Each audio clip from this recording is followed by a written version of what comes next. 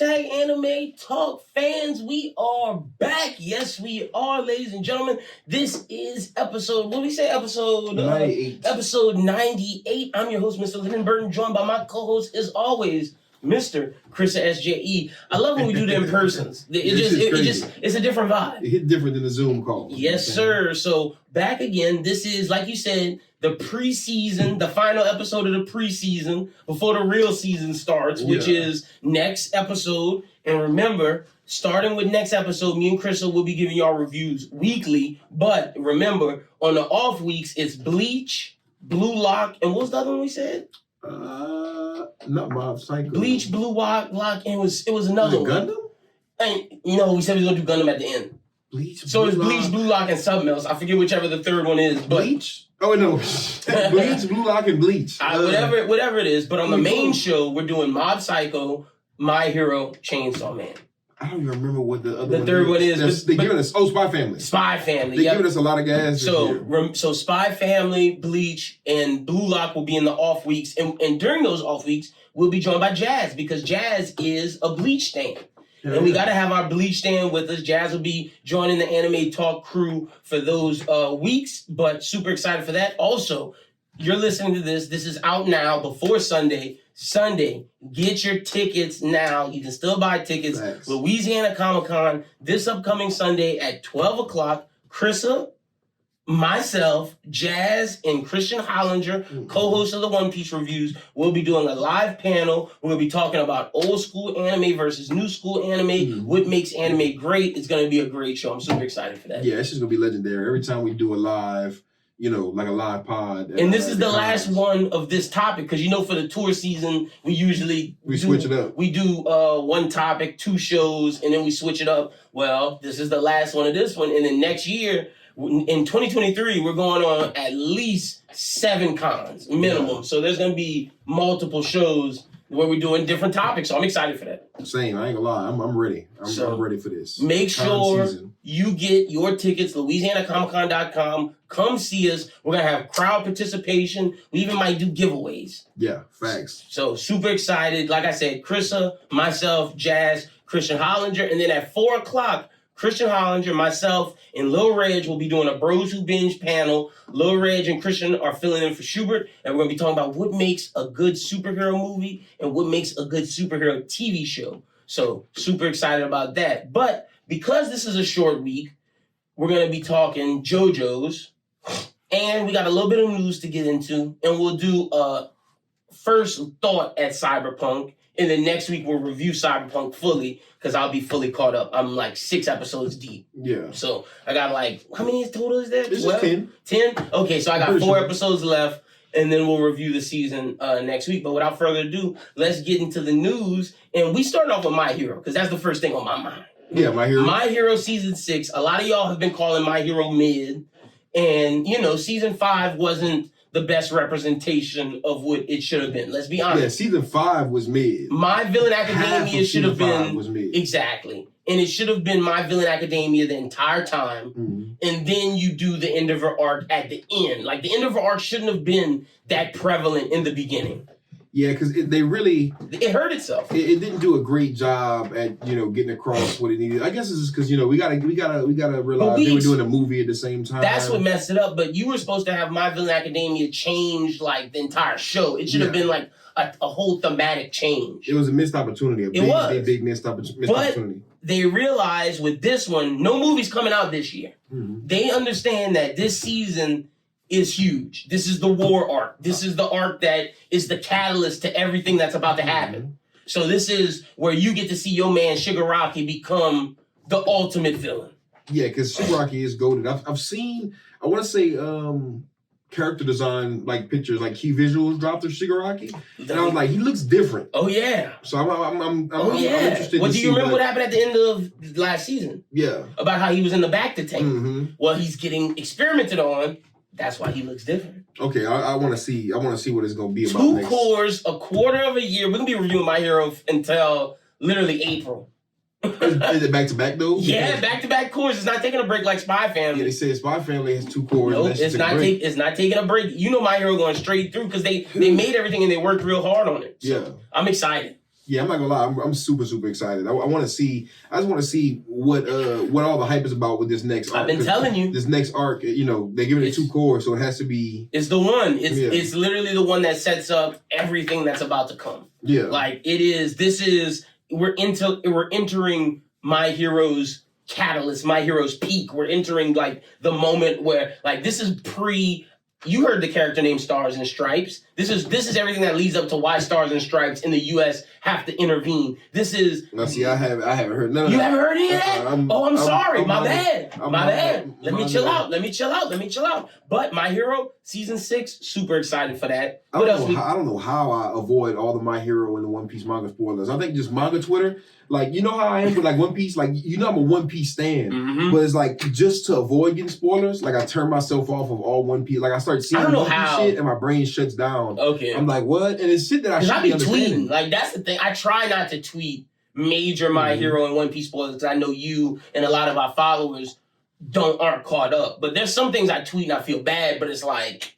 But man, people. The thing is, people know you in that community. Like I spoil Don Don weekly. I spoil Chainsaw Man weekly. I turn my brain off for that. Mm-hmm. When I see you tweeting about Don and Chainsaw Man, it looks like Chinese to me. That's me with One Piece, which is crazy because I'm such a big fan of One Piece. See, the thing is with that, like you said, you should know about some of these One Piece names. I don't know about the Don names. I don't add any context to anything, and a lot of times, and especially with My Hero, I don't know any of the new names.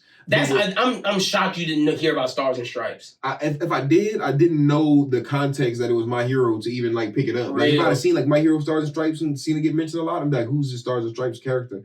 Because I know a lot of times, like I'll see. You don't even. Oh, okay, let me not say no more. You don't know nothing about Stars and Stripes for a lot of shit. Like I've seen spoilers. You just said he. But I seen. Oh, it's not a girl. It's a girl. I saw the character. Okay. I've seen pictures. I thought you did because, but when you said he, I was like, oh wait. Yeah, I didn't know who we talking about. I didn't know the name. I didn't know what. All I know is I saw. Wasn't she on like a volume cover? She is. Because the thing is, it's hard to.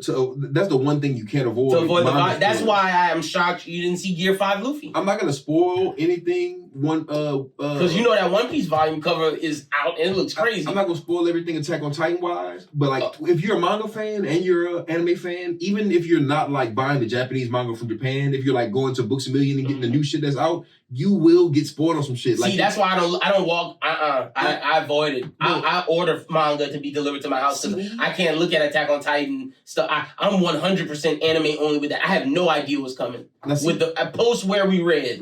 Don't look at manga at all. No, I'm not. Because like me specifically, I remember I collect manga. Yeah, you're a physical guy. I'm not saying before I read it because I know a lot of people think it's corny to buy manga you don't read. That's right? wild. Not corny, but I just think it's wild that you have it before you like. Before I read it. Yeah, because a lot of times, or like you have it and you wait and you sitting on it to read it. But like, you know what I'm saying? Imagine when I was reading One Piece. I was catching up on One Piece. I was on like I don't know where I was. I was Thriller Bark maybe. Maybe. No, I was in Fishman Island. Yeah. And I was stuck in Fishman Island. Mm-hmm. So I picked up the manga and I started just buying the omnibus because there's 3 volumes in one. And I get like 3 omnibus at a time. I'd run through them bitches. I remember at the Hurricane, I like for the last Hurricane, I had like 3 of them bitches and I ran through them. And like I had them for a while because I knew I was gonna catch up, but I just didn't catch up. Yeah, I bought them before I started. See, I can't do that. Once I buy them, I gotta read because like you said, reading it physically hit different. I'm so digital, man. Like it's crazy. Like if I order a manga, it's to just add to my collection after I read them. But literally, my phone library is all Shonen Jump app and legit manga purchased on the Apple library. I do read a lot of shit on Shonen Jump, like because of course I read Blue Box and fucking Don every week. And then I be getting on the trapping out the bandwidth for the ones that we can't get on the Shonen Jump app. Exactly. But at the same time, I buy a lot of them. Like, have you ever heard of Shangri-La? The new manga Shangri-La? It's some kind of new crazy isekai, but it's breaking the... Oh, yeah, no. I want to say it's isekai, but I'm not even 100% sure. I think they say it just looks like an isekai. You know I'm not reading the isekais, but shout out to the isekai fans out there. Basically, I ordered that recently, and like I just heard the hype of it. Okay. I'm like a manga group chat, and they're like, they always talking about it. I'm like, okay, so I trust their opinion, so I'm gonna buy it and see what it's hitting on. But like when I get it in the mail, it might be like a week or two before I start it. The next manga I buy is the one that Pete suggested to me. Shout out to Pete. This is the only isekai I read. It's like they're in this fantasy land or whatever. And they hunt animals to cook them, and it's like some food war shit. Oh yeah, I'm getting that one. I saw them talking about that. I am getting that one. That's because the covers look incredible. The art is incredible, and like he was telling me about how the art will be different than the anime because the anime is about to come out, I think, next year or maybe later this year, but I'm pretty sure it's next year. And the art on that the covers are nuts. That's the next manga I do like. I do like shit like that, like with nice ass covers. But that's why we started talking about manga. We were talking about getting spoilers, bro. I went like Attack on Titan. You know how I'm big on Attack on Titan. Can't do it. So I bought the manga because I'm anime only. Why? But I was just buying them. You got spoiled. But I wasn't gonna read it. Like I was intending on just buying cover. it. You know, Attack on Titan we gotta avoid. I didn't think it was that bad. Like, bro, there was never any covers that was this bad of a spoiler. I know from One Piece. I'm not gonna spoil what it was. Yeah, don't say nothing. But like, bro, when I took a picture of it, like, because it just came out. It was like in America. It just came to. It was like the second to last, third to last volume. So I was buying them as they came out because they were new, trying to collect straight finish collection. So I bought it and I looked at the cover and it just looked like a Titan to me, and I didn't realize what was going on. Right. Jeez. So I take a picture of it. I'm like, oh, I just got the new Attack on Titan. New Attack on Titan manga from Books A Million. It's like, I can't wait to read it later when I catch up on the season. And everybody was like, why that shit look like that? And I was like, what you mean? And somebody was like, oh, son, you dropping spoilers on the timeline. I was like, what? So I looked at the cover. I was like, oh, shit. I was like, I didn't even catch that. I guess if you look hard enough. Nah, bro, because that's like One Piece, the latest volume shows you Gear 5. Oh, yeah, I've seen that. And it's like, bro, what? So I know from One Piece, I can't do that. I haven't touched Attack on Titan. I'm waiting for the new season because, like you said, but see, it's different with One Piece because, like, the Joy Boy shit. That's great, bro. That shouldn't have been spoiled. But the thing is, that has to. That's like, okay, I look at it like this, right? That's like Ultra Instinct. We knew it. I don't know the context for that shit. Like when we were kids, we would see Super Saiyan 4 before we even ever watched GT or we'd see like certain shit like that. So this is like that to me because it's like I'm sitting like, oh shit, Goofy. That's such a big moment. I saw Gear 4 before I even knew. And that's why Oda did say he was before halfway through Wano. He was like right before the Odin flashback. He was like, look. If you're anime only, I suggest reading because you're about to get spoiled a lot of shit. Inevitably shit gets spoiled, but a lot of times context don't get spoiled. Because I've definitely heard some My Hero spoilers in the manga. There's one big one that and everyone was talking about. Not to spoil whoever didn't see it or hear it, but like I didn't know what that was about. Like I kind of know what it's about, but I'm like, man, I've been pump faked. It's not important right now. Yeah, and I've been pump faked before with shit like that. I've heard some shit, and then I get to the season, I'm like, oh, now I understand the context for that, but it wasn't a super big spoiler. Yeah, and it could be, but I'm just saying, like a lot of time for me with spoilers, they don't really.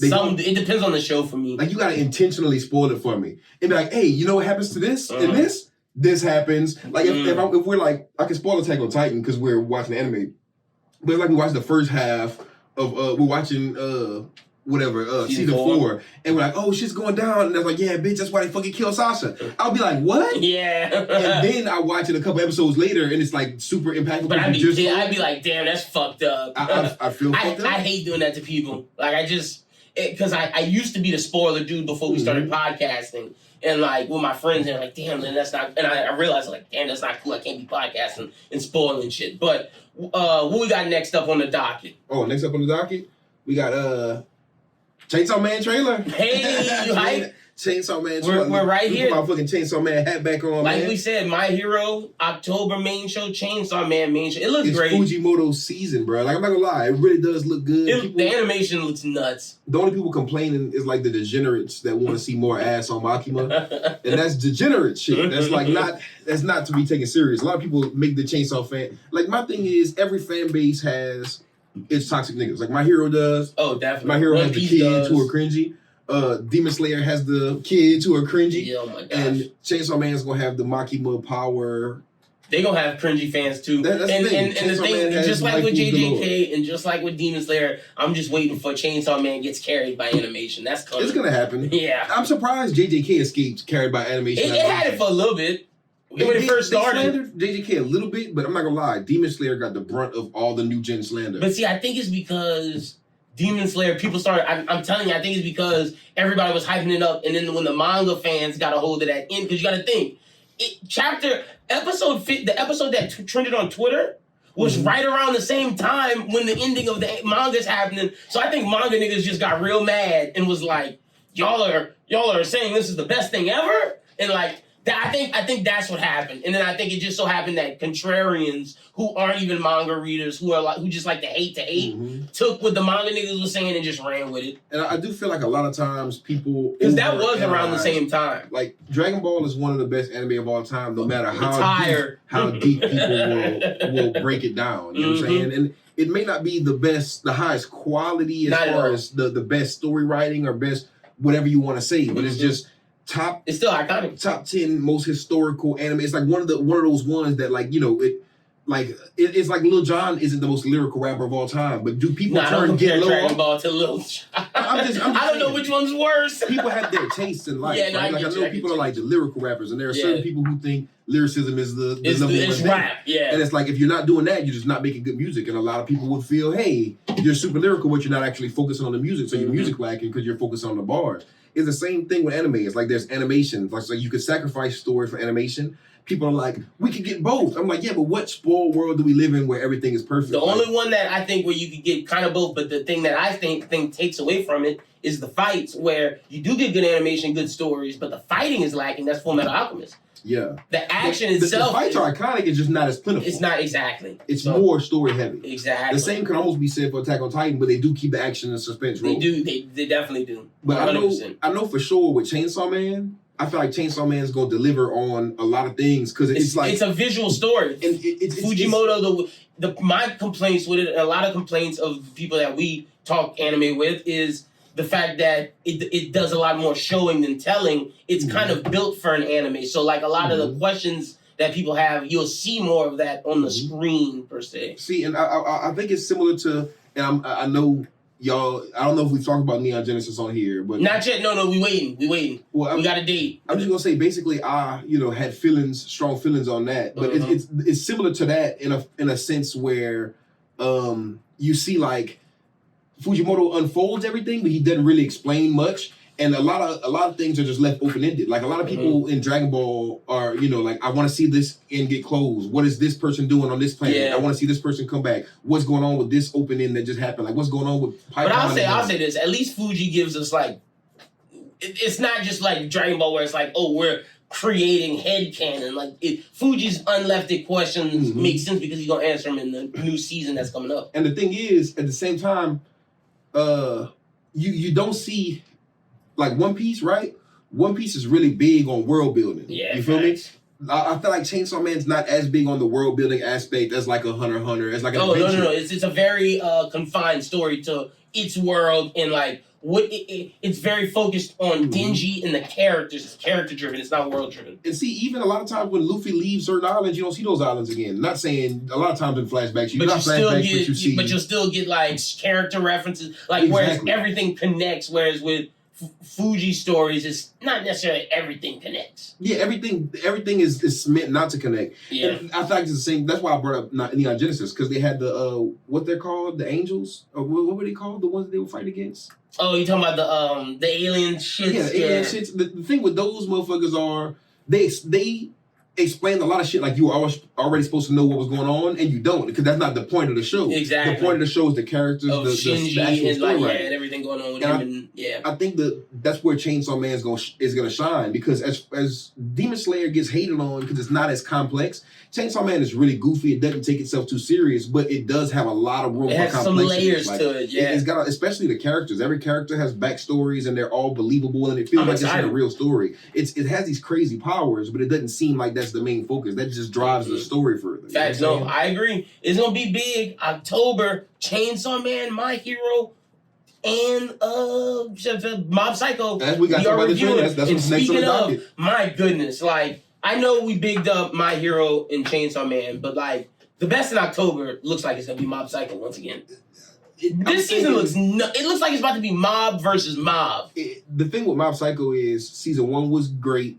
season 2 exceeded expectations. This is about to exceed that. It looked like it might. Like bro, the animation to this one looked better. The story, it starts off where it's like, oh yeah, we're getting back to Mob chasing after his girl, and then all of a sudden we see Mob laid out with blood, and then like we see Cabbage Mob, and then we see people start bashing Mob because I'm assuming there's a fake Mob or whoever the villain is doing something to Mob, whatever it is. Bro, this shit looks nuts. And, like, I am ecstatic for it. Mob Psycho Season 3 looks like it's legitimately coming to be a front runner for Anime of the Year. Move out the way Ranking of Kings. Move out the way Cyberpunk. Move out the way My Hero. Move out the way Chainsaw Man. It's Mob Psycho time. I keep forgetting we've given Mob Psycho Anime of the Year every time it's been, well, except the first one I gave it, you didn't, but that's because you were still catching up. And by the time we got to Anime Awards 2, they had other shit too. Mm-hmm, but when we got to Anime Talk of the Year Awards 2, when Mob Psycho Season 2 came out, you was like, nah, Mob Psycho Season 1 was that shit. Season 2 got all of our awards. And see, that's the thing, because I think Season 2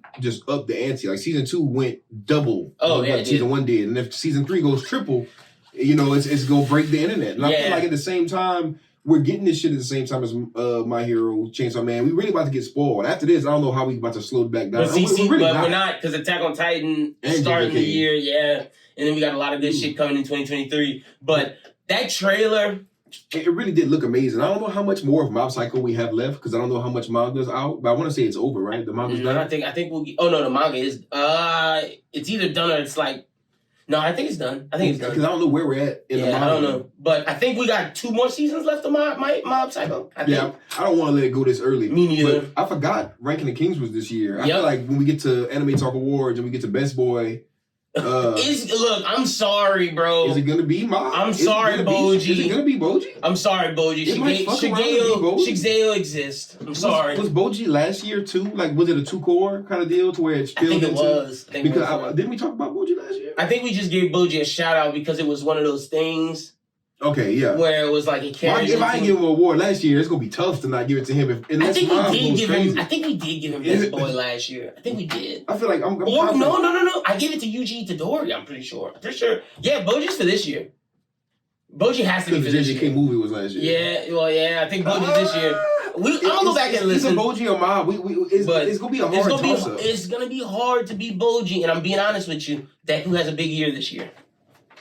I'm just saying, shout out to my boy. I'm just saying, Midori. If we throwing Deku in there, we gotta throw my dog Denji in there. My dog might touch his first titty this season, bro. If my dog touches his first titty this season, it's a W. If my dog, but real talk, Boji will have competition with Shigeo. Like Mob is that dude. Yeah, I feel like to me it's gonna be a toss up between those two. Yeah, for sure, 1,000%. They're already Best Boy, and I haven't seen Mob Psycho Season 3. Just from the trailer, it was that good. But yeah, the trailer, we're getting like Mob versus Mob. It looks like that's what it looks like. But we shall see what we got next. Next, we have Kaguya-sama film. Winter 2022. Hey, shout out to Pete. Shout out to our guy Jay. Shout out to the people that like shoujo, romance, slice of life. Kaguya-sama, Love is War, Winter, 2022? Winter 2022. The movie's coming out. We put that in there for y'all. I don't have any commentary. I started it with my girl a while back. Like a few, before I started Neon Genesis. Mm-hmm. And it is really dope. But we start a lot of shit and we take forever to finish it. Like we're still in the Chimera Ant arc in Hunter x Hunter. Yo, clown, man. That's a long way. I'm caught up. Like I'm all the way caught up. Yeah, but, I know. It's like it's hard for her to keep like when we watch them like where's the part in school though. She is in school, her graduating year last semester. But with where we're at right now, it's where they're entering the castle and then like the narrator's narrating everything that's in motion. So it's like it's just begun. It's fucking going down. We had put it down right before that started. We we want to give this time to watch it, and then we thought like a couple weeks ago we was like let's dive back in, and then we couldn't. We got all kind of shit going on. But definitely from what I saw of Kaguya-sama, it looked like my bag of slice of life. Okay. Like, if we're gonna say you have a bag. Spy Family. If we're gonna say Spy Family is peak slice of life, this is peak romance slice of life. Okay. And it's definitely a unique premise. It's very goofy. It don't take itself too serious, but at the same time, what it sets out to do, I think it does well. And I think we're like halfway through the first season, if I'm not mistaken. The first few episodes. I don't know how long the first season was. If it was 12 core, we're definitely halfway through. I mean, 12 season, 1 core. But I heard season 2 is going crazy. I want to catch up before the movie. That's my goal. Real okay. Because I'm not gonna lie, it's one of them ones that's like. If you catch up, we need you to review it. You got to do it for us. Because I'm not. But I'm not gonna lie, it's very entertaining. I feel like if you watch the first few episodes, it might not be your favorite anime. I might give it a shot because I understand the appeal. Because I gave Violet Evergarden a shot and I love that. That's my best. And that's one I have yet to try. I love Violet Evergarden. Vivi and Violet Evergarden is 2 that I haven't watched. Violet Evergarden is incredible. Me and Pete are going to do a video of it, but Pete, every time he talks about it, cries, and I don't want to make my man cry on every time he talks about it? Every time he does a video, Pete, he said he every cried. time you talk about it? He said it's that I can understand why. But hey, it's that good, though. There's certain things that when I watch, I can't help but cry. Like, if the media is that good, that's what it's supposed to be. No, it's that good, and it brings that emotion. A lot of the time, it's the music added in with the emotion, added in with the... See, that's why I need you to watch it. The movie's good, the TV show... if you say it can make me cry, that's a second. Violet Evergarden is incredible. I personally like shit that can make me cry. To me, the only slice of life that I'm connected with are Blue Period and Violet Evergarden. That's the only ones I've connected with. The only anime I've ever cried to... Oh, and I guess Kakagiri, if they count that as... But that's a gambling. Yeah, I want to watch that one too. I heard that's just gas. But the only anime I've ever cried to is Naruto, One Piece, the basic ones. And fuck, I had it on the tip of my tongue. I had another one that I cried to. Oh, A Silent Voice. But I cried to 4 of them, and one's a movie, which is just Grave of the Fireflies, which is just incredibly sad.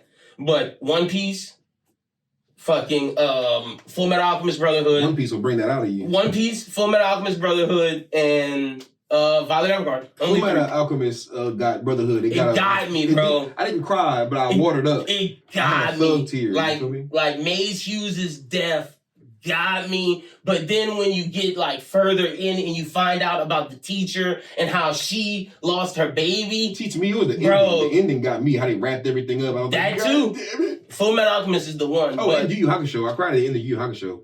I'm pretty sure. I don't know if I did. That last episode just got me. I love wrap up. Yeah, like good wrap up. The wrap it is a good wrap up in Full Metal. Now that you say it, it was such a good. Like I wasn't expecting it because it was the last episode. I was like, God damn it, y'all got me.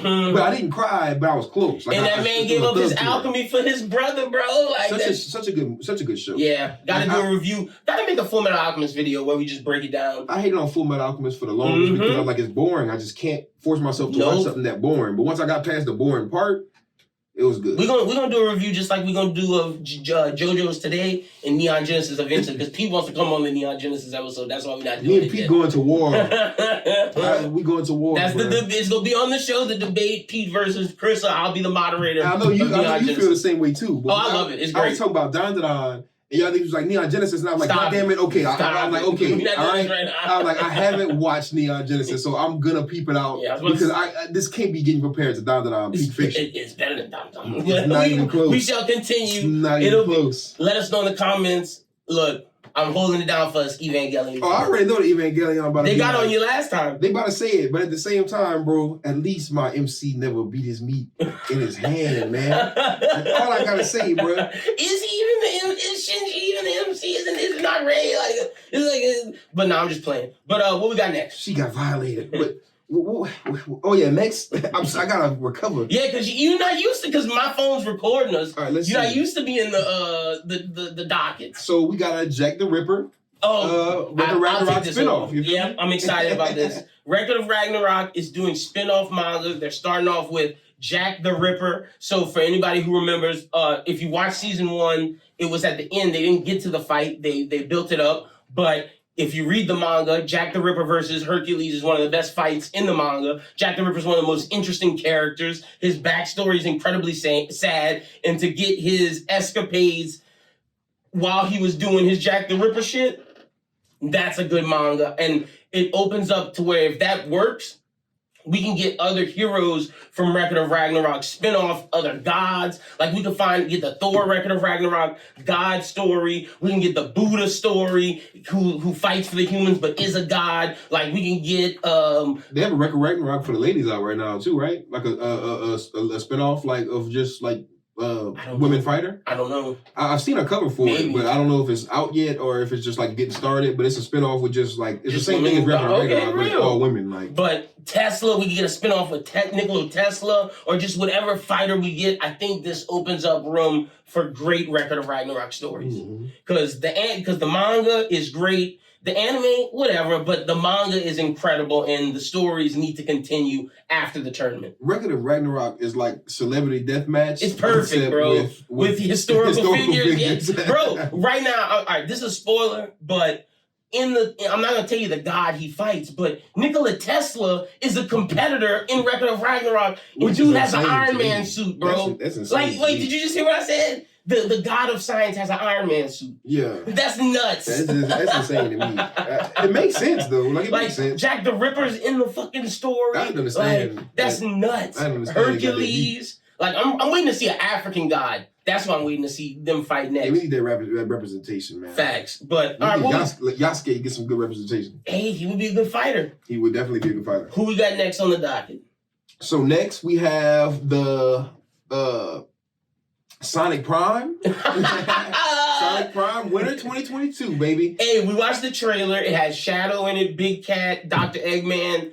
This is probably going to be more of a kid's show, but we had to put it on the docket because it's Sonic. I watched the Cartoon Network one, the new Cartoon Network one. It wasn't bad. Was that Buff Sonic with the bandana? Yeah, it was like Buff Knuckles and shit. It was cool. It wasn't bad. I kind of rocked with it. This one doesn't look bad either. It doesn't look bad. It looks better than that. Exactly. They have Shadow and shit, so I'm with it. Yeah, I love Sonic. I'll watch the first episode because I am a Sonic fan as well. I'm one of those guys who, like, I'm a huge fan of Sonic X. You feel me? I'm like a fan of Mega Man Battle Network and bro, that old 4Kids fucking Sonic the Hedgehog cartoon, and then the one that played before that, where it was Chunky Sonic, where it was more 90s. That's old school. I like that one too. Old school. But Sonic X was the one.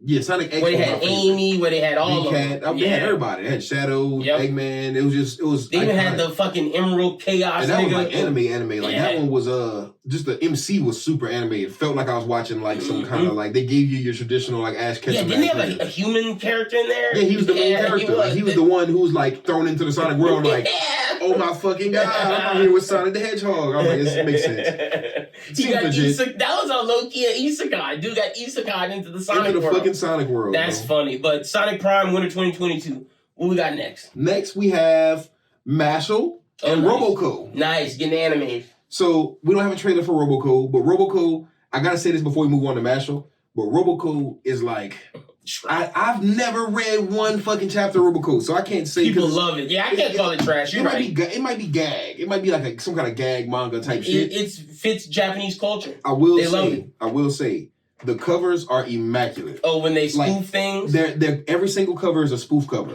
And like they've spoofed JJK so far. They've done like cover 2 or 3. They've spoofed the most recent one is Chainsaw Man. I looked at it at first, I was like, what the fuck? And then when I looked at it, I was like, damn, that's low-key a good cover. Like it's a good spoof. Like every time they do one, they get it so accurate. And it makes me want to read the manga, but it's just not my bag. Like I'm not gonna read that shit. Not my bag. But in an anime form, I might watch it. Like I might give it a try. It might hit. It might give me some good laughs, but I'm not about to read that shit. No, fuck no. All right, Mashle, I know you're excited about that. Yes, Mashle. I'm gonna watch it. See, I haven't read it. I'm gonna watch it. I feel like this is one you gotta watch. Yeah, no, I'm gonna watch it. I gotta ask you, are you a fan of Harry Potter? Yes, big time. Goblet of Fire, favorite book. I will say, the only way this will be acceptable is if they capture that feel. I'm not saying steal the stilo. They've done enough stealing stilo.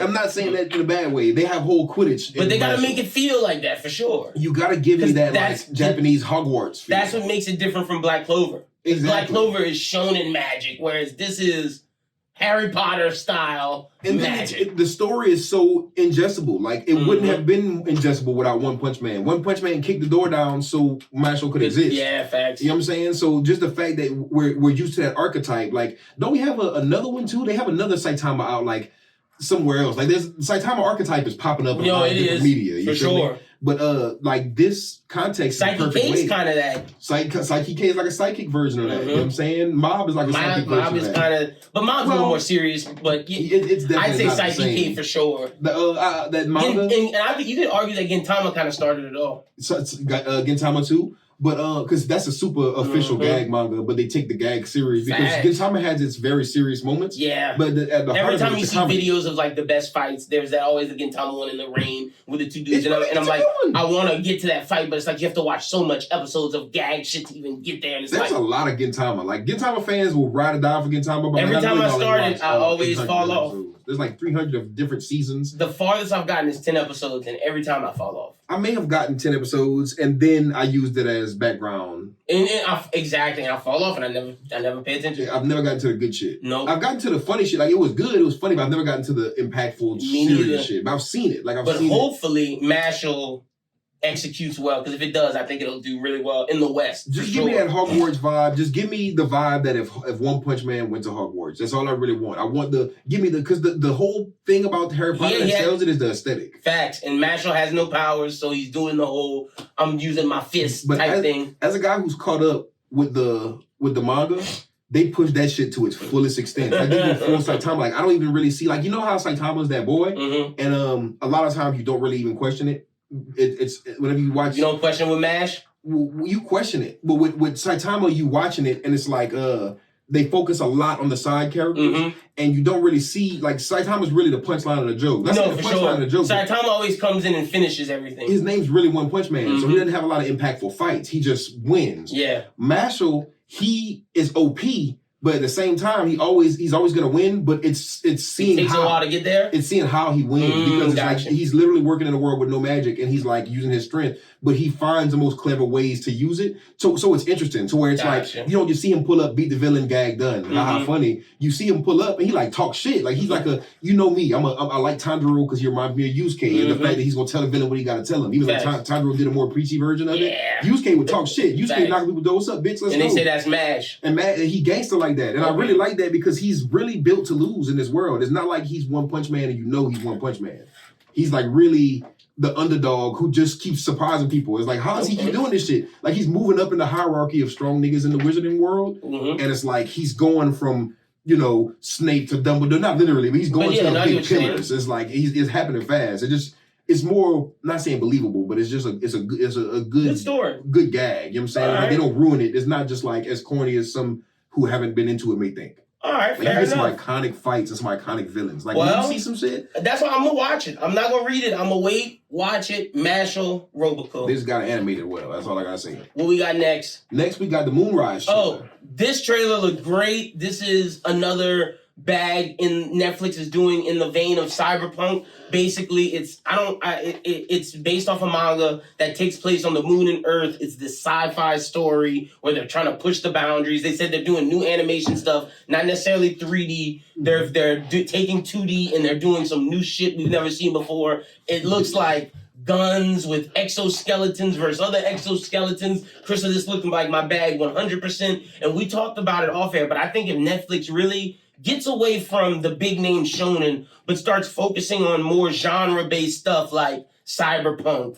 like Dorohedoro, like Hero Mask, like this, where it's in that Trigun Cowboy Bebop genre, I think they can kill, because what Cyberpunk has shown is people crave this shit. Yeah, and this is space. So I fuck with the space bag, but it's just like recently we don't get a lot of great space apocalyptic. It's like that Trigun where it's gonna take place on the moon and on like Earth. Cowboy Bebop type shit. Yeah, facts. I like that type of shit, but at the same time, the only shit that I really have liked in the past decade from that is like Astra Lost in Space Dandy. That was a good one. We don't get a lot of iconic. Dorohedo's in that bag. In that bag too, but that one's more so ground apocalyptic for sure. But at the same time, you talking about just space? Yeah, I want to see, and not even just space, but good space.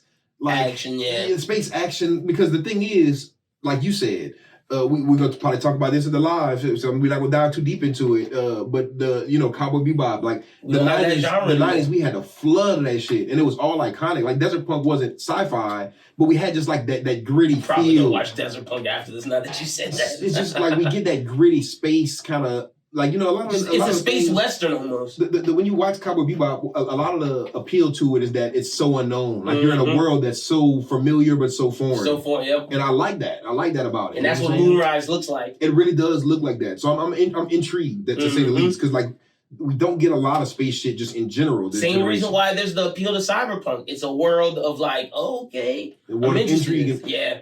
And in Cyberpunk 2, I will say the same thing I said about Neon Genesis and Chainsaw Man. They don't explain you anything. They drop you off and they're like, you're supposed to know. Oh yeah, no facts. And I feel like I didn't play the game, and I still feel like I got everything. No, for sure. The gist, 100%. And we'll talk about Cyberpunk when we finish. We'll give our initial thoughts because, like I said, we'll review it more next week. But it does have that same feel. Yeah. Like, I like that feel in anime, and I just wanted more. And I think Netflix, if they focus in on that, everyone they've done in that bag has been successful. Yeah. Hero Mask was the test of it. It worked. We got Cyberpunk. Now you can get this. Dorohedoro worked. I'm telling you, let's get more of these. What we got next? Or was that it? I think that was it. The last thing I had was we opened up, but it was just basically My Hero got it's 2 cores. Well, that is everything. And JJK is allegedly 2 cores as well. Yeah, facts. But we'll talk more about that when they officially drop everything. Because the JJK stuff's coming, I think, at New York Comic Con. Oh, they're about to premiere that? They're going to drop the trailer, I think, for the new season. Oh, okay. Yeah, so I'm excited for that. I want to see the trailer so bad. Facts. I wonder when we're getting an Attack on Titan trailer. We got to probably at the same Comic-Con. I mean, it's almost October, dog. And then, is it not coming in January? Is it going to be coming in like March or something? No, end of January. Or start of February. Maybe end of December. No, we get the trailer in like, I'm telling you, New York Comic-Con, I think in October. Oh, yeah. I didn't think about that. So we might be getting an Attack on Titan. I want to see how this ends. People keep talking shit. I'm in this manga group chat, bro, and niggas like, somebody said something about Attack on Titan. And every time we bring up Attack on Titan in our Discord, they start going crazy. Bro, I was like, what the fuck y'all got? Aaron ain't did nothing wrong. Fuck y'all. And they was like, Aaron. Trash. They was like, wait till this shit get animated. Y'all gonna shit y'all. Tyler, shout out to I got Tyler in the Discord. He is the leader of that, bro, in our Discord every time. Every time. I cannot wait to revisit Tyler, to revisit Pete, to revisit Miles. We're going to revisit these Gabby points, all right? We're going to revisit these Aaron points, and we will see if I am right a true wrong. jackass or not. You feel me? But that's all the news for this week. Let's get into the discussion where we're going to talk about JJK, not JJK, JoJo's, but real quick, Cyberpunk. I loved it, man. I'm like I said, I'm 5-6 episodes in. Just initial thoughts. I love the animation. Trigger did their thing. I love the gunplay. Like, to start episode 1 just with that big ass dude and start shooting, it just shows you, okay, this is about to be serious. We're going in it. Hitman, assassin, just cyberpunk world. I love it. Yeah, it's my aesthetic to a T. Yeah, it gave me not a Mermaid vibe, but it gave me like a Japanese anime. Did you watch Dimension W? I remember. I didn't watch the whole thing. It was on. It reminded me. Yeah, it reminded me of Gangsta and Dimension W just with that first scene. Okay, I really did like. And Ghost in the Shell too. I had to rewatch the first episode to really love it. Me too. But once I got to like episode 3-4, I was hooked. But I know for sure I love the characters. And I love the art style. Like, Trigger really went crazy with this shit. I gotta give the dub credit. Like, I'm not a big, I'm sub guy, but this dub worked, and I think this is how American things need to dub. They didn't make it childish. It was mature, and that's the thing. Like, it's like, just because we have One Piece, you don't have to make Luffy childish. So, like, being the fact that it's cyberpunk and being the fact that it's an anime. And it's American. Yeah, you're right. It's American bag. Well, I don't even know if cyberpunk is an American game. I want to say that I was watching some shit about that. It was made in Japan. I think cyberpunk was like a random UK company. Oh, really? Like, not UK, but like Switzerland. I heard some shit about it recently. I was like, what the fuck? I thought it was America. No, I thought it was Japanese. Like, after, like, cyberpunk sent me down the rabbit hole, like the anime. So after I finished with the anime, I'm like, I want to watch stuff about it. So I went watch stuff about the actual why the rollout for the game was so bad, and it was because it was like a foreign company that just fucked off like the hype, and they just built the hype up more than they could. Hey, the game was fun though. I enjoyed it. And yeah, they say the game was good. It was just buggy, but they say the anime worked so much crazier because it like the game dropped, and some people liked it, but it had a weird reception. The anime is what people wanted from the game. It gave you a good side. Like, it was like, remember how I got the Matrix and they got the Matrix anime? Yeah, the Animatrix, which is better than the second, third, and fourth Matrix and movie. It's like when you watch the Animatrix, it's like, yes, you're giving me bonus content in a world I already love, in an aesthetic that I already love, and it's true to the aesthetic. And it's like, but Cyberpunk, this one is like, oh no, you fucked up the game. This is what we really want. Like, whereas the Animatrix is extra and ends up being better than Cyberpunk is. Oh, this is what we needed, and it's better than. I love American creators, but I don't like when American creators do video game or do reference type animations and it's anime influence, and it doesn't, because they never really hit the bag the same. I like when the American companies or foreign companies work with Japan and they're like, hey. Well, this was straight Trigger. So, yeah, that's what I'm saying. Like, Trigger, y'all are going to get the wheel on this shit because we trust y'all. That's why Star Wars Visions was so good, because Disney was like, we're going to these anime studios and y'all make the Star Wars anime. I'm a fan of, if you want to blank anime, don't try to make it yourself. Give it to niggas who make anime and let them make one of the best anime they can make with your IP. Like as far as Marvel right now and how they got the Dead Man's Deadpool Samurai and they have the rest in peace Takahashi. He has the Yu-Gi-Oh! He has a card game with Iron Man. It's an Iron Man Spider-Man crossover manga, and it just dropped sadly a little bit before he passed. But I want to see more like, okay, we want an X-Men anime. Let's not try to make an X-Men anime. Let's give this shit to Trick. Let's give this shit to Bones. The only way I'm okay with if an American company does it is if the people behind it come from a place like where they're fans of anime for years and they understand fans. And I still want people who cook real anime to be a part of the production. Oh yeah, at some point. But like I do think at some point, like, because American fans have grown up with anime, they can start to create their versions of it. I do think that that's possible because because the Boondocks did that. The Boondocks showed you can do it. But see, they referenced a lot of anime material. Like they took specific choreography from Naruto for sure, and like literally like panel for panel. But like to me, it's like it's not stealing. It's more of like we're gonna do this. We're paying homage to it. We're gonna actually let you know. Not only are we fans of this shit, but we're gonna show you the specific shit we're fans of. We're gonna show you why our shit is so cold is because we grew up on this shit. Like, and it shows that you can do it, but you got to do it the right way. And you got to do it respectfully. And just like the Boondocks didn't call itself nothing it wasn't. It didn't try to be anything it wasn't. But what it did was sell you on what it was without saying anything, and people just gave it the title itself. Like, shout out Trippie Redd. I was just watching Trippie Redd on, what was it, Complex? And I called out B-Dot on his Instagram. I was like, B-Dot, I was like, bro, how do you go get? You didn't see I tagged you in it? No. I was like, B-Dot, you went pick the worst. Made me watch it. You picked the worst rapper to come say the best anime of all time. I was like, why didn't you watch the video? Kochi? Yeah, I watched the video. I was like, this is trash. I was like, I tagged you and Kochi's. I was like, if you wanted anybody, you go get Chris SJE. But if you want someone that is on a mainstream level, go get Kochi's. But yeah, Trippie Redd, he's a fan. Someone who says Naruto Uchiha cannot be on the video for best anime. I'm sorry. Well, the thing is, you watched the whole video of him breaking it down? No, I stopped after a while. I'm not gonna lie. I watched the whole thing, and I got to the end of it, and I was like, God damn it, Trippie Redd, I can't say. He bought you again? He pulled you back in? I was like, I'm not mad at you, but I'm just like, he's that anime fan. He's like the anime fan that, that only watches Dragon Ball Z, Naruto, and he watches all the mainstream shit. Like, he watches Seven Deadly Sins. Like, he got to One Piece versus Attack on Titan, and he was like, What he gave it to? He's like, I can't pick one. And he was like, What he gave it to? I'm pretty sure he gave it to One Piece. Oh, okay. Which one for him? Oh, his Berserk and Soul Eater. Because he said Berserk is his all-time favorite anime. So that's who made it to the finals? That was the last two. It was Berserk and Soul Eater? But I understand that. Did Berserk win? I look at Trippie Redd like Soul Eater. If Berserk won, then I understand it. Yeah, Berserk was his number one. But yeah, that's okay. He was alluding to it like Soul Eater was about to win, but Soul Eater made it to the last. Yeah, Soul Eater not even better than Fire Force. But Soul Eater, I do understand having a nostalgic attachment to it. Like, it's the same as Dragon Ball. Like, you grew up, like, Soul Eater was there on Netflix when they didn't have a lot of, before Crunchyroll, they didn't have barely any much. It was like 2005. It was like, imagine fucking Soul Eater pulling up in the era of Bleach and Hunter x Hunter and all that shit, before Hunter x Hunter, really, before Hunter x Hunter comes back, and it's that quality. You feel me? Like, I'm not saying Soul Eater is Hunter x Hunter, but like, I'm saying, like, you're watching something that's not like, that was around the time when everything looked like Bleach, everything looked like Gintama, everything had the same kind of animation style, and like everything was getting done by the same studio. And Soul Eater comes out and just is like a breath of fresh air. You feel me? It gave you that Fire Force feel earlier. You know what I'm saying? Like that, because I feel like to this day, I feel like Okubo's style is unmatched. When he's done, which I think he is now, the manga game's missing an element that it had before. Facts. So wait, real quick, where are you at in part 6 of JoJo's? In the beginning, I'm on episode 3. Are you watching it before the next episode? I may not be done, but I might. Okay, because I'm thinking we wait on the JoJo's till I finish part 5. Because I don't want to comment on Giorno because I was just about to talk shit, but see, I'm not done. We didn't really talk about 4 yet. Did we? No.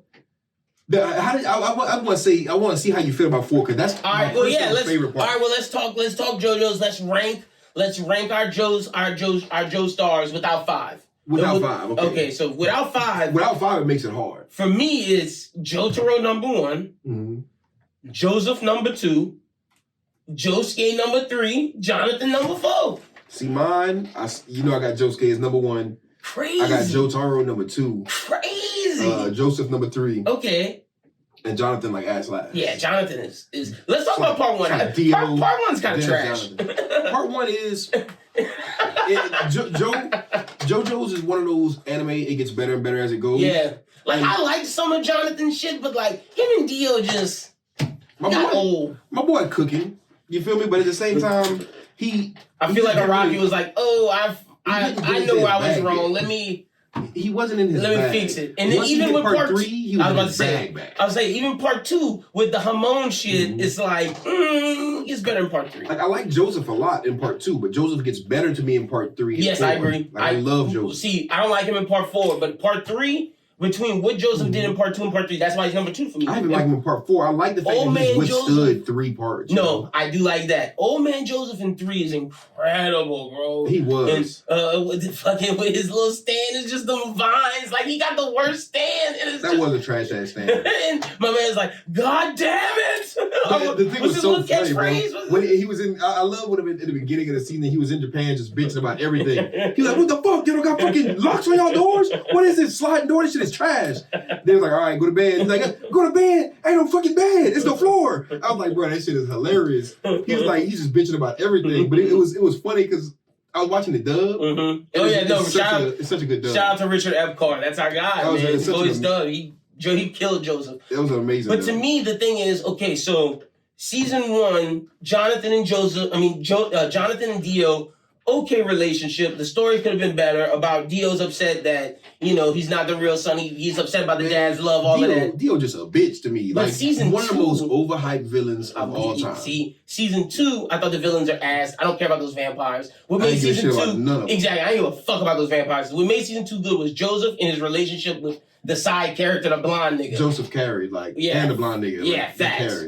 Season 3 is where, okay, Dio's back. Dio sucks, but this is the best version of Dio we're gonna get. And the henchmen he sends are badass, like Whole Horse, the fucking Longy Pongy brothers, like the video game niggas. Before you get to part 3, I feel like Araki wasn't really in his bag. He didn't really know what he wanted to do, but he was getting revved up. Like, he was building, but he didn't know what he wanted to build all the way in. And then you get to part 3 and he's really cooking. Yep. And that's when he goes, like JoJo's goes to the next level. When you get the stands, man, the stands are incredible. And that's why I love Jotaro so much, because what we see from him in Star Platinum in 3, and then by the time you get to 4 and you see his growth and everything, it's just like, man, Jotaro's that dude. He goes from this silent but deadly guy. Like, Jotaro is the definition of, hey, man, the dude talking, that's not the one you should be worried about. The one you should be worried about is the quiet dude in the corner. And that was Jotaro in season 3. But then season 4, he finds his voice and he's the leader of these young dudes. And he don't age. No. Like, he just don't age, bro. Like, I'll be looking at him like nothing changes about... but I don't like his hat in part 4 compared to part 3's hat. With the head coming out. That's his head. His drip. That man hat blended into his head, bro. That hat is a part of his hairstyle. Like, if you try to take his hat off, you probably rip hair out of his head. His drip in part 3 is much better than part 4. I love that black duster. You really? I like the white. I like the buffness, the like. He just looks more grown. He reminds me of Ronald Isaac. I hate them colors in part 4. Well, I hate them, bro. Blue, what? You know what was funny about me? Because I watched the dub specifically for part 3. I like when he first pull up, he just, with women, bro, he talked to them crazy. Yeah. Like, I would never talk to women crazy. No, not like him. But he was, just the sheer, shock value that brought me while I'm watching TV, I'm just like, they're all like, oh my God, Jotaro, you're so handsome. He's like, shut the fuck up, bitch. I'm like, oh, why would you do that like that? He's like, stupid, bitch. I'm like, oh. I'm like, Jesus Christ. Like, just the shock value. I'm just watching JoJo's, and it caught me off guard. It made me just like, oh, that's shit. Why I fuck with it. Because Jotaro speak his mind. He don't care if you're a woman, a man, a child. It'd be uncalled for. Like, he's saying shit completely. He'll say some shit unprovoked. I'd be like, what did you didn't have to take it there, Jotaro. And another reason why part 3 is so good is where part 1, like we said, Dio and Jonathan, whatever. Part 2, it's carried by Joseph and his blonde side character. Yeah. Part 4, it's carried by the villain in some of the Josuke and Jotaro. But I think the side characters and I'll give it to what's our boy Rohan Kisakibe. But besides those 4, the villain Kira, Rohan, Jotaro, and Josuke, I would say part 4 is lacking character-wise. Part 3, you got Kakyoin, Avdol, Polnareff, and Joseph. Yeah. And that's the Jotaro, Joseph, Polnareff, Kakyoin, and Avdol gang is gang. So that's gang. I love Kakyoin. I love how he loses his eyes and shit. And yes. I love Avdol. And I like his stand, the emerald. I love Avdol's Phoenix Fire stand. Yes, and I like Polnareff's little Lancer stand. To me, 3 was the most complete cast. Yep. Like 3, you don't get that again. You don't. And, I don't know about later. You may get it later. I'm not gonna spoil 5. We both don't know 6. Well, 5. The cat. I'm not done, but the cat. I feel like once you get to the end, you have an appreciation for most of them. Okay. And there's more people that come I just like Mister. Shout out to Yeah, he's my goat. Mister with the guns, my boy. He's the goat in there. Like I don't like. But I'm not gonna say much about Giorno because, like I said, I'm not done. But see, they got more characters that enter the main cast too. Okay. And I do like in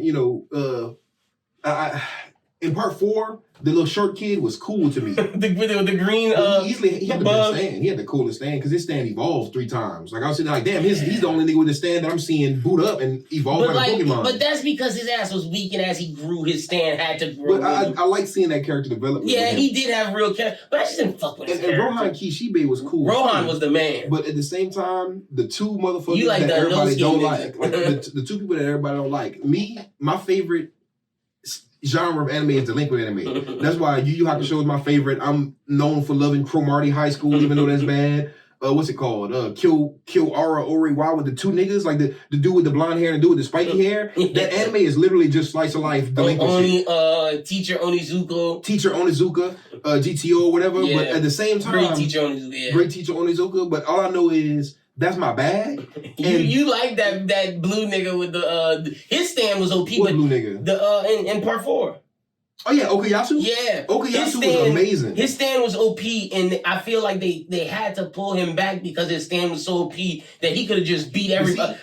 He could have beat everybody if he really put his mind to it, but he was dumb. So this is why I really like part 4, right? I gotta get this deep dive. Go ahead. So for part 3, he introduces stands. Yeah. So for a while, it's just villain of the episode, villain of the day. So you're getting back. But I do like the villain. I'm not saying that it's a bad thing. I'm saying this is whenever he's like, okay, it has to work like that first of all because he's flexing it. He's getting us to Dio. It's like imagine you before part 4 or 5, you're getting just part 3 and you're used to Hamon and shit, and he's changing the power scale. And he has to flex it. He gotta be like, hey, this shit cold. This is what I'm cooking with. And it's like, okay, if Dio's the ultimate, he has the world though that stops time. Let me give them things that lead up to test their powers. Like Whole Horse. That's such a great stand with him. The gun stand, like, or the fucking bad luck, the Unibongo, whatever they do, the bad luck twins or whatever. I like how he specifically like gives everybody like he has a way to give people that don't have stands. Yeah. So in part 3, with the arrow, you're seeing everybody become like you're seeing low key the process get built. But the thing is, I'm not mad at it for this, but like you see the story get built with the stands because every stand user is Dio created. So it's like you're literally feeling like you're hitting these bosses until you hit the big boss. So the stands are getting progressively more. That's why crazy. I think I fucked with it because it was like we're leveling up each time type situation. And see, that's one of the main reasons why I love it. But then you get to 4, and a lot of people like it because they changed the pacing on that. But I like it even more because they give you these new characters, this new world, and they make the whole first half of the season slice of life. You touched on why 4 is weak for me. 4 is weak for me because the beginning portion is slice of life.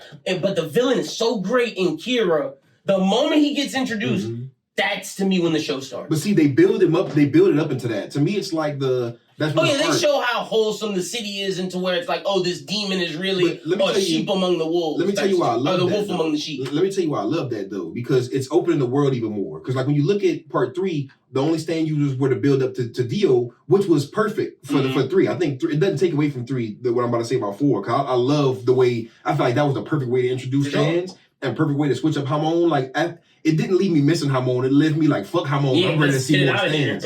So we get to part 4, I'm hoping he don't switch it. So instead of like trying to force like a storyline at first, he's like, let me just show you why stands are still prevalent without Dio. So he's like, okay, slice of life, random people have stands. We're gonna give the main character a stand and shit like that, and connect them to Jotaro and everything. But then you start seeing how a world functions with stands. So you start seeing these characters who aren't villains, like the chef. Best one. He's not a villain. Best. The only thing in part 4 of the slice of life besides Rohan that I really fucked with was the chef. Shout out to him. It made me feel so cool that we're in a world now that, okay, not everybody has stands, but the people who do have stands, it's like they can either use them good or they can use them bad. Exactly. It's not like Chainsaw Man, My Hero, JJK. Well, not JJK, but Chainsaw Man, My Hero. I hated that little dude with the little bugs. With the spike head. Oh, yeah, the spike head. Kira killed. He grew on me because he was annoying, but he was funny. He was like my Excalibur. That's why I didn't like.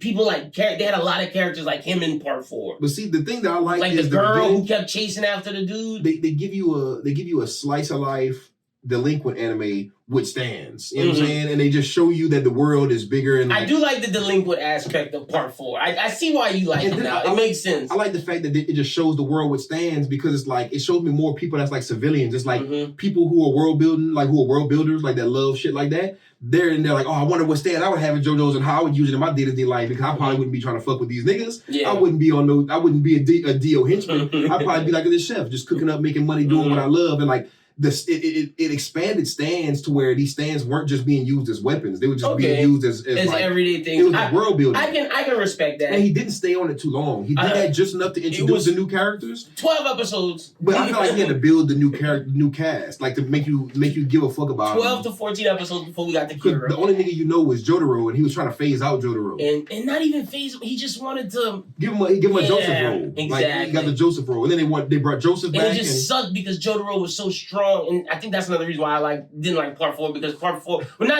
was because part 4 is my second favorite. I just wanted to see more Jotaro versus Kira. That whole time I'm just like, I want to see my man go up against Kira was kind of too OP. Best villain, man. That nigga, I didn't know how he was villain. Like when he comes in, bro, the shit he starts doing where he's changing his face and switching in and blending in. Like this is not the biggest of city. This nigga change his face and start hiding from the niggas and they can't find him. Like that's why part 4 to me is so fucking good because it's like they're looking for Kira and they can't find him and he's outsmarting them at every nook and cranny, and it's like, damn, Jotaro is my favorite character who's been this smart dude, and he can't even outthink Kira. I don't like his punk ass daddy. Wackest stand user and all the Jotaro. Who just was trying to he was like, I'm getting my son some stand user. He was such an aggravating ass dude. He played that role of deal, like I'm just gonna give random people stands. And like, no, he was the grandma. He was the grandma. Yeah, he was. He really was. That shit just so annoying, bro. He was just like out here. I'm like, you piece of shit. And I'm not gonna lie, I really love Rohan Kishibe. Yeah, great character. It threw me off when they started his whole thing with him and the short dude, because they were finally getting away from that, and then they got back to the short dude, and then they give him this OP ass power that like, I'm like, how are they gonna get rid of this? And then they put him on the team, and that just it felt kind of weird to me. Okay. It was like that was where I was getting shaky with the slice of life shit. But after that, when he became a part of the team, then it started going nuts. The moment that Rohan, this is when I really fell in love with Rohan. When Rohan and the short nigga go and they're on that walk and they walk into that lane and they see the first girl that got killed by Kira, I was like, okay. That's when now I'm in that exact. That's when I'm like, okay. Now I'm taking this story serious. From this moment on, it's like, okay. But I feel like they had to build up to that. Before, it would just be weak ass short nigga, no Rohan Kishibe. Oh no, they did have to build to it. I'm with you. I agree. I liked it. I feel like it was good building. But I wish it could have been a tad shorter. It might have been. Yeah, it might have been 2 episodes too long. It might have been a little slow because I do remember that. Like the difference is with season 3 is they broke it up into 2 seasons for part 3. It was very. It was part 1 and then it was the Egypt arc. It was real concentrated. It was okay. We're gonna get from Japan to Egypt is part 1, and then Egypt by itself. It was the second season. Yep. And the thing is, they could have organized it a little better, but it was like 39 episodes. So it's 40 episodes, and you don't know what you're getting into. You don't know how long you're in what. You don't know where it's going. Now let's rank the side characters. Ooh. Let's rank the side characters. So we just doing it from 1 through 4. The only side character in 1 that I'll accept is Dio, but you have to, if you're ranking Dio, if you're taking side character Dio, it's from part 1. It's not Dio from part 3. We'll rank the villains after, but Dio's not considered a side character unless it's part 1 Dio. So let's rank the side characters. You talk about the side characters in general or the side character of each show? the side characters, the main side characters from each part. Oh, and then 3 wins. No, we ranking them in order. Like we ranking them how we like the characters. You know what I'm saying? Like we individually. So like you could put characters. Yeah, like you could put Okuyasu over like say Ponar. Okay. So we're gonna start at the bottom with the absolute worst. Who's your absolute worst? And then we'll just go up to number 1. We're doing it on the spot. We could definitely say that is that little spiky hair dude. Okay. From part 3? From part 4? Okay, got you. Are we not saying it's Dio? Can Dio be at the bottom? He could be next. Okay, we'll go. I'm with you. This is a combined list. I agree with this. We'll go short nigga with the green thing from part 4. That nigga was last. Ugly as fuck. Then Dio. Oh no. Are we saying spiky head nigga with the butt with the Beatles who died from Kira? Yeah. That nigga last. Yeah, last. Okay, cool. I'm with you. Perfect. Not the evolution stand nigga. Which one? With the dudes who stand evolved. Oh no. Yeah, you're not talking about him. He's cool. Okay, cool. I'm just curious. Okay. Yeah, so spiky hair, ugly dude. The dude who Kira killed at the ultimate bottom, then Dio. Yeah. All right, who's next? Where we going? I feel like it's either the dude with the stand evolutions or Joseph's sidekick. And then I think the other one is right after. Because it's Joseph's sidekick? From part 2. He's good, but I don't think he's better than anybody in part 3. And I'm not letting in. I know you're not putting him above Rohan or Okuyatsu, so. Yeah, he can go there. Or are we putting the nigga with the evolutions, with the green evolutions? Put the Joseph sidekick and then the dude with the evolution. Okay, cool. All right, now let's get to the nitty gritty. Well, is Rohan next? We're not even counting the top hat dude with the hormone. Fuck that dude. Yeah. He's out of here. He's not even real. Yeah, okay. Are we going Rohan next? Yeah, because Rohan's not really my favorite. He's really cool, and I really do like him a lot, but he doesn't beat anybody in 3. Okay, so now let's get to it. We got Okuyatsu and the 4 niggas in 3. Who's the bottom? Because I know you're not putting Okuyatsu. So it might be Okuyasu right there. Real, okay. It might be Okuyasu right there because Polnareff, Kakyoin, and Avdol are so powerful. They all deserve to be. Bet. Well then, okay, cool. We'll do Okuyatsu.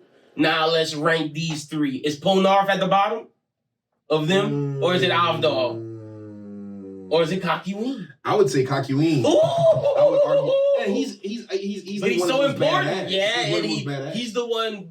He's the one who allows them to figure out how to be Dio. Avdol goes a little bit over him for me. Yeah, because he's the first one you meet. And he does so much bad shit. You think he died, and he didn't die. And he a brother, and he's a brother. Like, and he drew him right with no bad lips. No, had some of the funniest moments in there. With he him looks like a normal person as a black man. Yeah, he does. He's not a character. Mm-hmm. Okay, so we can go Kakyoin, and then are we gonna go Polnareff, and Avdol's number 1? Avdol's the best JoJo side character. We could, even though I personally would say Polnareff. Polnareff, but that's only my like Inosuke ass reason because he's funny. Yeah, I like Polnareff too. He's hilarious. I like when they told him Avdol died, or they let him believe that just as a driving force. Their relationship was incredible. Yeah, like it was so. They died for each other essentially multiple times. Finding out he didn't die and seeing the emotional reaction, everybody just like, he was pissed. Yeah, by the way, I was like, bruh, that's so funny. Like it was such an iconic moment for Avdol and Polnareff. I feel like that's why they both go up there. And then Polnareff was one of my goats for like just a lot of different reasons. And he was down to fight Dio alone. Like he was a Dio henchman and fought away from him. Yeah. Him and Kakyoin. Yeah, he was low-key not supposed to be in the main cast. Like, but I feel like it was really just dope how they came into the cast. Yeah. And I really do like Avdol. I wouldn't mind him being number 1 because like he was the first person you really see with a stand. Like Jotaro was in there. Jotaro was after him. Joseph wasn't like... Joseph pulled up and was like, hey, show this man you stand and see what you're talking about. He brought his stand out. He's like, oh, there's other stand users. So we saying Avdol number 1? Avdol got to be number 1. Nice. You got to give it to the brother, man. Give it to the brother. Because he was really goated. Like, he was really fucking goated. Like, he pulled up in the clutch and did crazy shit. I remember Polnareff was about to get his ass smoked, and that's when Son pulled up to save him. It was like, you a real one, bro. You wasn't about to let him go out like that, even though you told him he was about to go out like that. It was just like, I respect him. I do too. I love me some Avdol. And the fact that he's a flame user, has one of the strongest stands, just straight. I can shoot fire out like badass. Badass. Powerful, bro. Best villains is Kira and then everybody else. Yeah, Dio's cool, but Kira is the best villain. Man. Is Whole Horse a better villain than Dio? I don't even know who Whole Horse is. You don't remember Whole Horse was the guns? The gun stand, Google Whole Horse real quick. Shout out to the Whole Horse fans, man. We riding for old Whole Horse. Oh, yeah, with the hat? Yeah. Yeah. As soon as I was about to look it up, I remembered. I'm like, yeah, he was cool, but is he above Dio? I'm just starting shit. He might be above Dio. Dio's kind of average. He's like average. Everything for me goes back to the origins of part one. Mm-hmm. It just and I just think of him as this bratty Jonathan's little brother, and I don't see him as anything other than that. I can understand how they like your evil incarnate because he is an evil piece of shit. Mm-hmm. But he's like he's nothing no good more than origin. a mustache twirler, and for the sake of it, yep. Like he decided in part one that he was gonna be a bitch. And to me, when I first started watching part one, I'm like, okay, this is gonna be the storyline. I wonder how long this is gonna last. And he was a bitch forever, and like to eternity, and like the thing for is, generations. The generational haters, what they call him on YouTube. Kira's an evil dude. But like he's diabolical, mm-hmm. and he has like he's not just evil for the sake of evil. He's evil because he is like it's like one of those things with the serial killers where he has this thing where he has to do it, but he's doing it. Chaotic. He's chaotic, and he does it so he can live his peaceful life. Because if not, he would just kill and go crazy. Yeah. So he does it the way he does it, meticulous and like a serial killer, so he can live his peaceful life. That to me is interesting, and that's why people watch serial killer stories. That's why people are watching this Jeffrey Dahmer story. That is Kira, and to me, that's more interesting than haha, I'm Dio. He could definitely throw it off. You could tell he had a lot of issues. Exactly. Like that dude would have never messed with Joe Skate and Joe Turo if that little fat spiky nigga never got in his way. He'd have still been killing on the low, and no one would have ever found out. And then it showed you how far he went to protect himself, and just like at one point he were chasing him. I was like, "Bitch, expose yourself. I'm hiding, bitch." He was like, "No, bro, he couldn't because that's Jeffrey Dahmer, Ted Bundy." The son got involved, and he was like getting psychotic, and it was like it felt like I was watching like a Jeffrey Dahmer kind of thing. And that to me is more terrifying than anything Dio did. Like, it was more compelling too. It was so believable for me to just believe that you just a bitch and you just an asshole and you just a hater. And that's just your thing. I'm just a hater. And them vampires in season 2 are so ass. I just didn't feel them. I didn't get it. They're just strong. They didn't even have an OP boss. Like, it was not even memorable. Now, how's the villain in part 5? Part 5, the villain is crazy. Better than Dio? I think so. Better than Kira? I wouldn't say that. Okay. But it's up there. Ooh, he's good. It's the top is he 3. a serial killer? Or is he just a typical anime villain? I don't know if I want to spoil it. You can say I'm okay with it. He's a mafia boss. Oh, so it's like he's really a mafia boss. So it's different. So we go from serial killer to mafia boss. And I'm rocking with that. Without spoiling too much about part 5. Now I gotta finish part 5. It's mafioso shit, Italian mafia. So everything about it is like the family, and it's just so iconic. All right, I'm finishing it. We're gonna don't say no more. We're gonna review it next time. I can't wait for you to get to the end of it because I feel like you're gonna have a lot of characters you like, but at the same time, I don't think it's the MC. Okay, real. Well, we're gonna do that next time, and if you can finish 6, I'll try to finish 6 too. The thing is, 6 got 2 cores. Is 6 great? 6, from where I'm at right now, it's still in the building stages. It's in jail, so that's 4. A prison. We're going to prison with that. I don't know how long we're gonna. I don't know if it's like a Prison Break. I like Prison Break the show. Yeah, and it's giving me hard. I feel like we getting Orange is the New Black. Like we straight in prison the whole time. That's what it is. But the thing is, we're doing male and female prison. So it's co-ed. It takes place in Florida.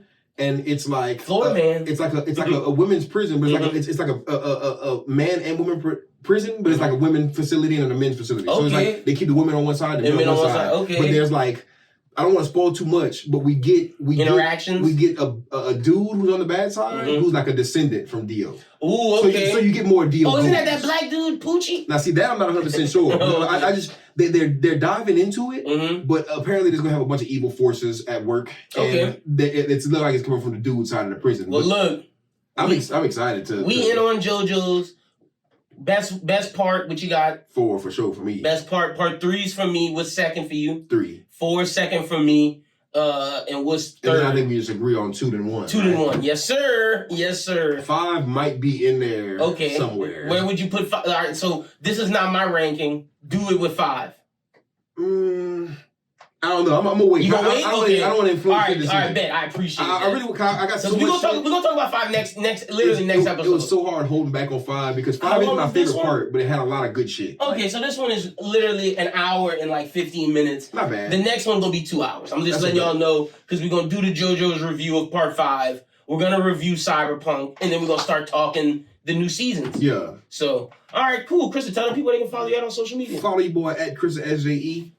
I've been on a hiatus for some music since I dropped my album, Saint and Jump. Hey, I was jamming Fallen Angel the other... Bro, that song is fucking hard. And bro, that's a Togenki song. I'm putting that as the outro to this one. That song is fucking amazing. That's one of my favorite ones. Yeah, I was really ate on that. I was like, okay, this is half-handed Krista. This is the evolution of that. Yeah, that half-handed Bandit. I did that one album. I did like a part 1, that was the duo album, yeah. Yeah, like a double album, and it was like part 1, part 2, and the part 2, the One Hand Wonder was more gritty, and part 1 was more melodic. Yeah, I really like getting my melodic back. I like challenging myself with that shit. And that was like a challenge. You as a melodic person that might be my favorite Krista. And see, the thing is, that's a good song for even by people who don't fuck with Togenki. But if you fuck with Togenki and you catch the that's why I fuck with it. It makes it better. My girlfriend was listening to. She was like, "Oh, he made anime bars." I was like, "Yeah, a bunch." Like she didn't even realize. I learned from Nerdcore. Shout out to all my Nerdcore brothers. I've been avoiding trying to be a nerdcore rapper forever because it's not my bag. Mm-hmm. But I really do look at artists like,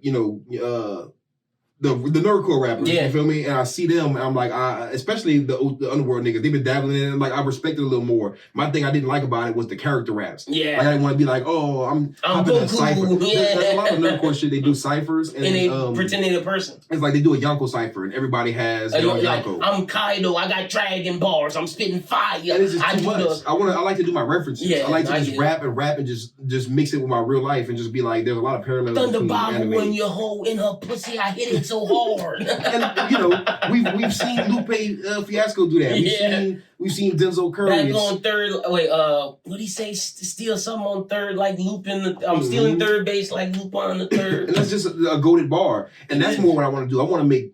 I like Wayne punchlines. And I think that's the best version of anime rap is with the version you do. Like you and Slick when y'all be doing that shit. The thing that I like about certain nerdcore that they outside of the ciphers, instead of doing character raps, they do like themed raps. So instead of doing like a they do like Swordman theme.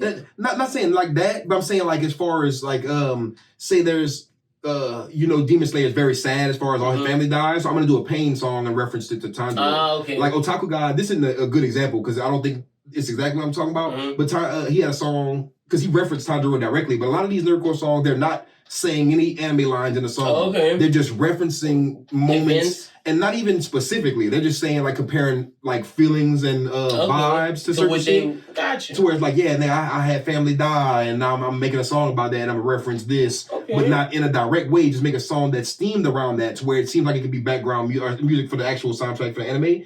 And that was my mentality going behind that Fallen Angel. I was like, I want to make a Fallen Angel kind of song as if I was that nigga. I forget his real name, but the Fallen Angel, from Togenki. Yeah. Because he's such a he remind me of Inosuke in him because he's like an asshole kind of character and he's to himself.